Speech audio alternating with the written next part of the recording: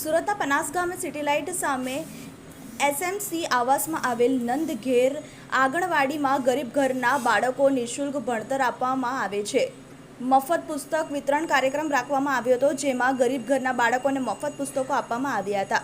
પારસજી Patel, TV18 news, Surat. આજે વીર Jineshwar charitable trust તરફથી બાળકોને નોટબુક અને પેનનો સેટ આપવામાં આવે છે અને બધા બાળકો ખૂબ આગળ વધે એવી અમારી બધાની ભાવના છે અને ખૂબ છોકરાઓ આગળ વધે અને 10મું અને 12મું ભણીને પણ આગળ કોલેજમાં જઈને એન્જિનિયરિંગ ને ડૉક્ટર ને એવું બને એ અમારા બધાની ભાવના છે.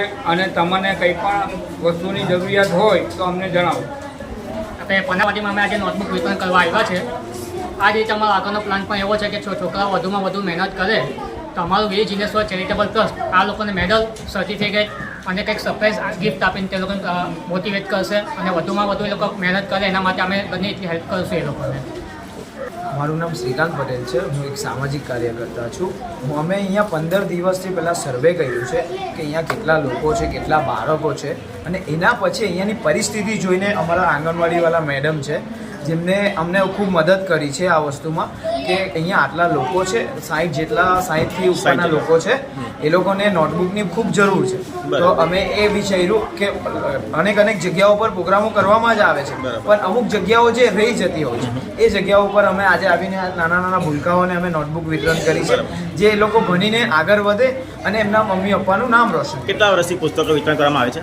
અમે 5 વર્ષથી બુકનું વિતરણ કરીએ. અંદાજે કેટલા છોકરાઓ છે, વિદ્યાર્થીઓ? અંદાજે આપણે 60થી ઉપર વધારે લોકો છે. બરાબર, છોકરાઓ છે નાના. થેન્ક યુ શ્રીકાંત સર, જેમને અમારા આંગણવાડીના છોકરાઓ માટે આ વિચાર્યું, જેમને નોટબુક આપી તેમના માટે બહુ થેન્ક યુ. કારણ કે એ લોકોના વાલીની પરિસ્થિતિ એટલી સારી નથી કે એ લોકો આટલું પણ કરી શકે, એના માટે thank you Shrikant. Veer Jineshwar charitable trust આ વર્ષથી ચાલુ થાય છે અને પહેલો પ્રોગ્રામ આ પનાસ ગામની આંગણવાડીમાં કરીએ છીએ. તે પહેલાં 20 વર્ષથી વરિયાવ સ્કૂલની અંદર અમે 315 નંબરની સ્કૂલને 316 નંબરની સ્કૂલમાં 315 નંબરના બેન મીનાક્ષીબેન અટોદરિયા અને ઘનશ્યામભાઈ પટેલ 316 નંબરના એમને અમને ખૂબ જ સાથ સહકાર આપેલો છે. અને ત્યાંની બધી છોકરીઓનું આખું અમારું ગ્રુપ છે, લગભગ 35-36નું, એ લોકો પણ અમને ખૂબ જ સાથ સહકાર આપે છે. અને આ 20 વર્ષથી અમે આ બધો પ્રોગ્રામ, નાના મોટા બધા પ્રોગ્રામ કરતા રહીએ છીએ. અને કોસાડમાં પણ, સ્કૂલમાં પણ અમે આ બધા પ્રોગ્રામ કરેલા છે.